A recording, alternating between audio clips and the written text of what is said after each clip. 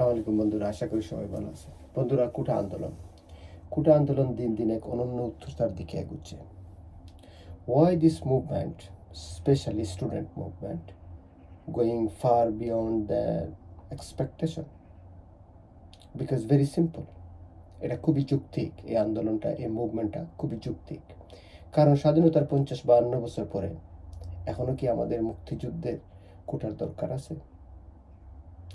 যেখানে স্বাধীনতার তৃতীয় জেনারেশন, স্বাধীনতার পরে আজকে প্রায় থার্ড জেনারেশন রানিং, অনেক ক্ষেত্রে, বেশিরভাগ ক্ষেত্রে থার্ড জেনারেশন রানিং, সেখানে কেন কোটার দরকার? মুক্তিযোদ্ধা কোটার দরকার।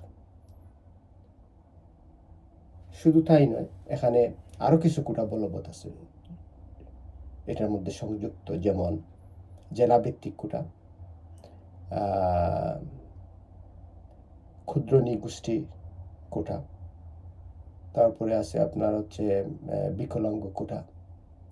এরকম তার মানে কি, এই কোটাগুলো দরকার এই কারণে যে এরা পিছিয়ে আছে, এরা পিছিয়ে পড়া জনগোষ্ঠী। কেন পিছিয়ে আছে?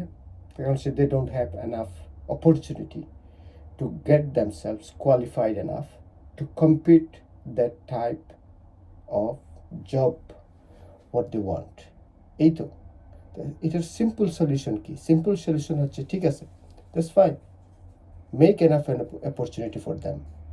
Those people are beyond, যারা আমরা মনে করছি, যাদেরকে মনে করতেছি যারা পিছিয়ে আছে, তাদের কোয়ালিফিকেশন, শিক্ষা, স্কুল, কলেজ, ইউনিভার্সিটি, এই অপরচুনিটিগুলি সহজ করে দেন।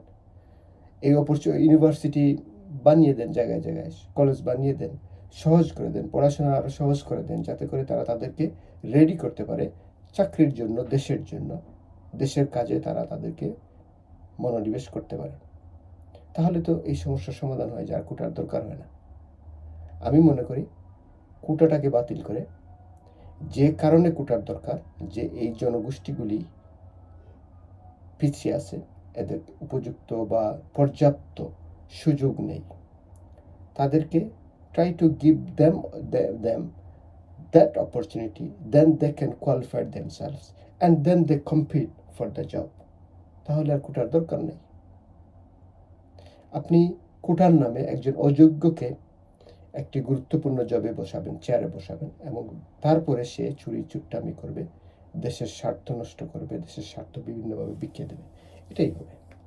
সুতরাং আমার কথা হচ্ছে, আমার যুক্তি হচ্ছে, কোটা সম্পূর্ণভাবে উঠিয়ে দেন, দিয়ে যাদের জন্য এই কোটাটা, যে কারণে তাদের কোটা, তাদের যে অপরচুনিটি দরকার, সে অপরচুনিটি আপনি সহজ করে দেন, গ্রামগঞ্জে ছড়িয়ে দেন, যাতে করে তারা এটার মাধ্যমে নিজেদেরকে তৈরি করে নিতে পারে উপযুক্ত চাকরির জন্য, যে চাকরি তারা করতে চায়, বা দেশে যে সুযোগ আছে সে সুযোগটা তারা নিতে পারে। খোদা হাফেজ বন্ধুরা, গড ব্লেস বাংলাদেশ।